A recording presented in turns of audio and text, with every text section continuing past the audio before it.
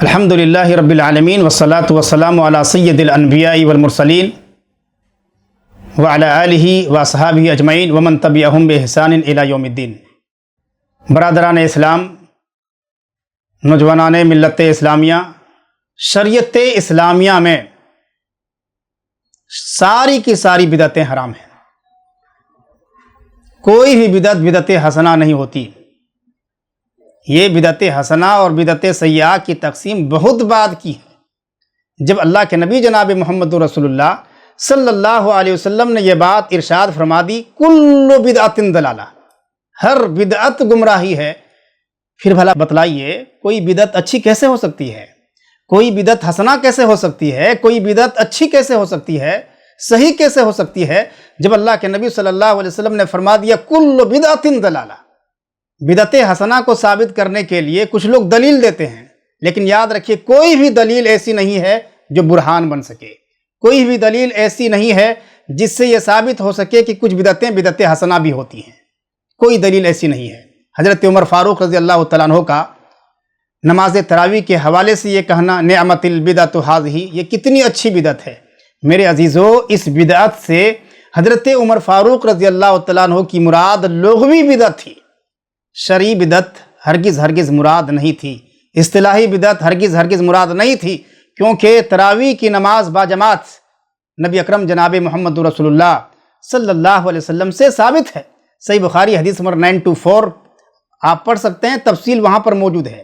لہٰذا حضرت عمر فاروق رضی اللہ تعالیٰ عنہ کا تراویح کے حوالے سے یہ کہنا، نعمت البدعۃ ھذہ، یہ کتنی اچھی بدعت ہے، اس سے بدعت لغوی مراد تو ہو سکتی ہے لیکن شرعی بدعت مراد نہیں، کیونکہ ساری کی ساری بدعتیں حرام ہیں، کوئی بھی بدعت اچھی نہیں ہوتی۔ اسی طرح سے آپ پڑھیے، صحیح بخاری حدیث نمبر 5063 کے اندر روایت موجود ہے کہ اللہ کے نبی جناب محمد رسول اللہ صلی اللہ علیہ وسلم کے دربار میں 3 اشخاص پہنچے تھے آپ صلی اللہ علیہ وسلم کی عبادت کا حال معلوم کرنے کے لیے۔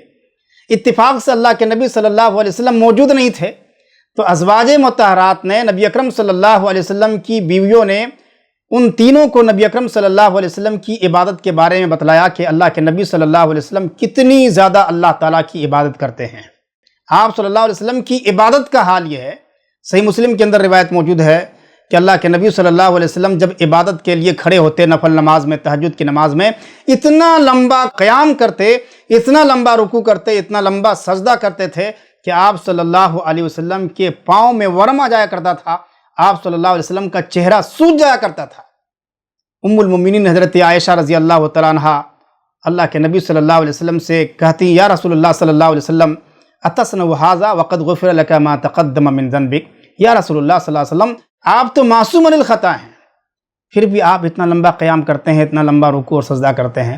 تو اللہ کے نبی صلی اللہ علیہ وسلم جواب دیتے، یا عائشہ افلا اکون عبدا شکورا، کیا میں رب العالمین کا شکر گزار بندہ نہ بنوں؟ تو اس طرح سے اللہ کے نبی صلی اللہ علیہ وسلم اللہ تعالیٰ کی عبادت کرتے تھے۔ جب ان تینوں نے نبی اکرم صلی اللہ علیہ وسلم کی عبادت کا حال سنا تو ان میں سے ایک کہنے لگا کہ میں کنٹینیو روزہ رکھوں گا، کبھی روزہ نہیں چھوڑوں گا۔ دوسرے آدمی نے کہا کہ میں رات بھر نماز پڑھتا رہوں گا، میں رات کو نہیں سوؤں گا۔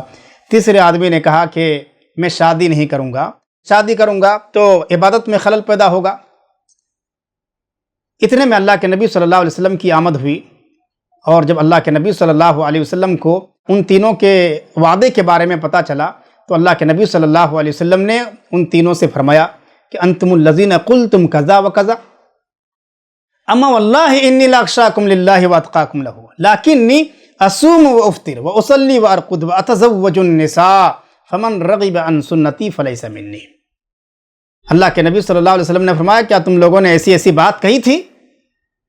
انتم الذین قلتم کذا وکذا اما واللہ انی لاخشاکم للہ، اللہ تعالیٰ کی قسم میں تم سب سے زیادہ اللہ تعالیٰ سے ڈرنے والا ہوں اور اللہ تعالیٰ سے خوف کھانے والا ہوں، لیکن میں اس کے باوجود میں روزہ بھی رکھتا ہوں، روزہ نہیں بھی رکھتا ہوں، اللہ تعالیٰ کی عبادت بھی کرتا ہوں، نماز بھی پڑھتا ہوں اور سوتا بھی ہوں، اور میں نے شادی بھی کر رکھی ہے۔ وَتَزَوَّجُ النِّسَاءَ فَمَنْ رَغِبَ عَنْ سُنَّتِي فَلَيْسَ مِنِّي، جس نے میری سنت سے اعراض کیا اس کا مجھ سے کوئی تعلق نہیں ہے۔ آپ غور کریں، دیکھیں کہ ان تینوں نے جو عہد کیا تھا، جو وعدہ کیا تھا، کس نیت سے کیا تھا؟ نیکی کی نیت سے کیا تھا نا، ایک نے کہا تھا کہ میں کنٹینیو نماز پڑھتا رہوں گا، رات کو نہیں سوؤں گا، تو یہ نیکی ہی کی نیت سے انہوں نے کہا تھا۔ دوسرے نے کہا تھا کہ میں کنٹینیو روزہ رکھوں گا، نیکی کی نیت سے کہا تھا انہوں نے کہ کنٹینیو روزہ رکھوں گا، روزہ نہیں چھوڑوں گا۔ تیسرے نے کہا تھا کہ میں شادی نہیں کروں گا، کس نیت سے؟ نیکی کی نیت سے۔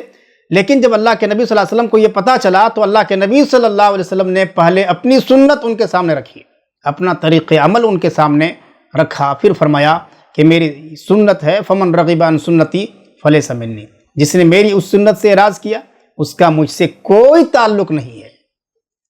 اس سے یہ بھی معلوم ہوا کہ جو عبادت نبی اکرم صلی اللہ علیہ وسلم کے طریقے کے مطابق ہوگی وہ اللہ رب العالمین کے یہاں قبول ہو سکتی ہے، اور جو عبادت نبی اکرم صلی اللہ علیہ وسلم کے طریقے کے مطابق نہیں ہوگی وہ اللہ تعالیٰ کے یہاں قابل قبول نہیں ہے۔ اللہ تعالیٰ ہم تمام مسلمانوں کو نبی اکرم صلی اللہ علیہ وسلم کی سنت کے مطابق عبادت کرنے کی توفیق عطا فرمائے، آمین۔ وصلی اللہ علی نبینا محمد وآلہ وصحبہ اجمعین۔